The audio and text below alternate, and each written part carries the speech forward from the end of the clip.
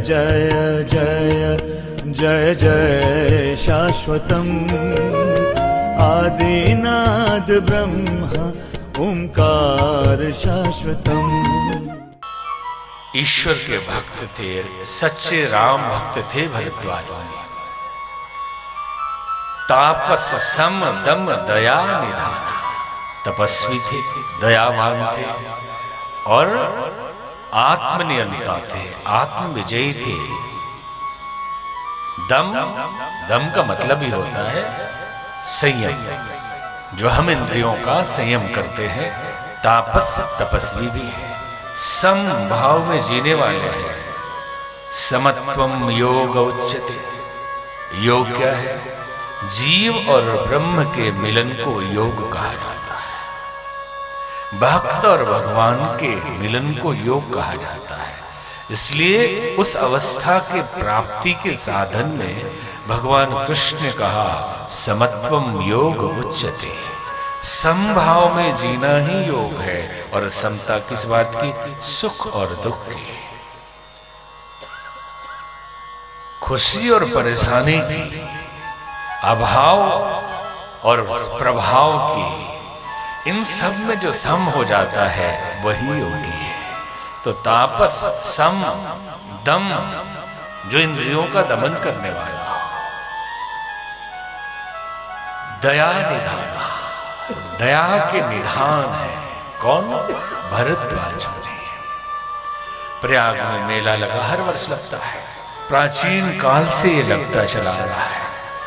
इसमें गृहस्थी, वानप्रस्थी, ब्रह्मचारी, सन्यासी, बटुक, ब्राह्मण, व्यापारी, सृष्टि, बालक, वृद्ध सभी आते हैं। लोग कल्पवास करते हैं।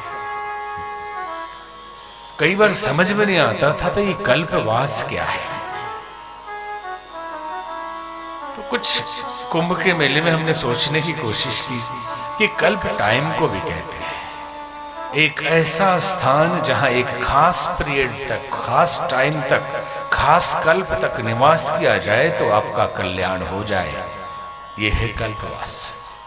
फिर समझ में आया कि इतना ही नहीं, एक वृक्ष जिसके नीचे बैठने से समस्त मनोकामनाओं की पूर्ति होती है, हम उसे कल्प वृक्ष कहते हैं। तो एक स्थान जहां पे रहने से मनोकामनाओं की पूर्ति हो जाए, वास करने से उसे कल्पवास कहते हैं। ऐसे तीर्थराज प्रयाग, वहां भरद्वाज मुनि निवास करते हैं, परम भक्त हैं। लेकिन इनके मन में एक बात का दुख है कि इतने लोग यहाँ कल्पवास करने आते हैं, त्रिवेणी संगम में स्नान करते हैं, अक्षय वट की परिक्रमा करते हैं, आनंद मग्न होकर घर लौटते हैं, लेकिन प्रभु तत्व से अभी भी अनभिज्ञ है। लोग आते थे कल्याण के लिए, आशीर्वाद के लिए, तप के लिए और समागम के लिए। जैसे बौद्ध धर्म में धर्म संगति होती है, दूसरे धर्मों में भी मिलजुल के साधु मुनि, ऋषि, संत सब धर्म चर्चा करते और नई योजनाएं बनाते थे। तो हिंदू धर्म के लिए भी 6 साल में अर्धकुंभ और 12 साल में महाकुंभ और प्रतिवर्ष माघ मेला, प्रतिवर्ष भी विचार विमर्श हो सके इसके लिए व्यवस्था। तो भरद्वाज मुनि ने सोचा कि क्या करें कि भगवान का ज्ञान सबको मिल जाए। उन्होंने विचार करना शुरू किया। विचार आया कि याज्ञवल्क्य ऋषि से ज्ञानी यहां कोई दूसरा दिख नहीं रहा,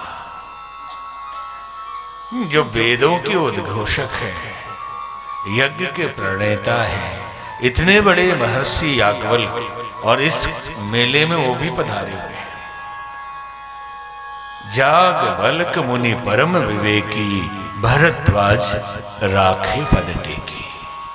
याज्ञवल्क्य मुनि परम विवेकी हैं और भरद्वाज जी ने उनके चरण पकड़ लिए, बोले बाबा कल्याण करिए। उन्होंने हाथ पकड़ा, उठाया, गले लगाया। हे भरद्वाज मुनि, आप तो स्वयं परम ज्ञानी हैं, फिर मुझसे ऐसी विनती क्यों कर रहे हैं? आखिर क्या बात है? तो बोले बाबा ईश्वर कण कण में व्याप्त है, वो सर्वव्यापी है, लेकिन इस धरती पे अवतार कैसे लेता है, निराकार नराकार कैसे हो जाता है, नारायण नर में कैसे प्रकट हो जाते हैं।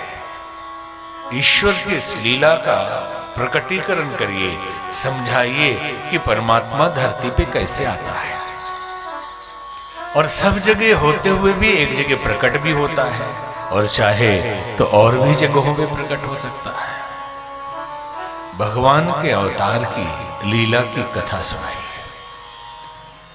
याज्ञवल्क्य ऋषि मुस्कुराने लगे। भरद्वाज मुनि, आप तो सर्वज्ञ हैं, फिर भी ये प्रश्न पूछ रहे। भाव समझ लिया कि ये अपने लिए नहीं, इन समस्त जन समुदाय के लिए जिज्ञासा कर रहे हैं।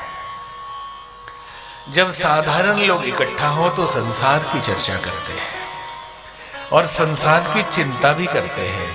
जब संत इकट्ठा हो तो समस्त लोक की चिंता करते हैं, सांसारिक चर्चा नहीं करते हैं। वो ऐसी कोशिश करते हैं जिससे लोगों का कल्याण हो सके, और आम आदमी इधर उधर की बात करते। याज्ञवल्क्य ऋषि को पकड़ा, चरण पकड़े, वंदन किया और कहते हैं याज्ञवल्क्य ऋषि, भाव उनका समझ गए कि इनका भाव क्या है। तो कहा, तात सुनहु सादर मन लाई, कहूँ राम के कथा सुहाई। हे तात, मन लगाकर सुनिए, मैं आपको राम की कथा सुनाता हूं, क्योंकि सबको वो नहीं सुना सकते। शास्त्र कहते हैं कि संसार की चर्चा हो तो कोई कहीं करे, करने दे, धर्म की चर्चा सभी के सामने मत करिए। वो आपकी उपेक्षा करेंगे, आपकी निंदा करेंगे। जो जिज्ञासु हो, जो श्रोता हो, जो भक्त हो, जो पात्र हो, जो अधिकारी हो, उन्हीं को भगवान की कथा सुनाइए।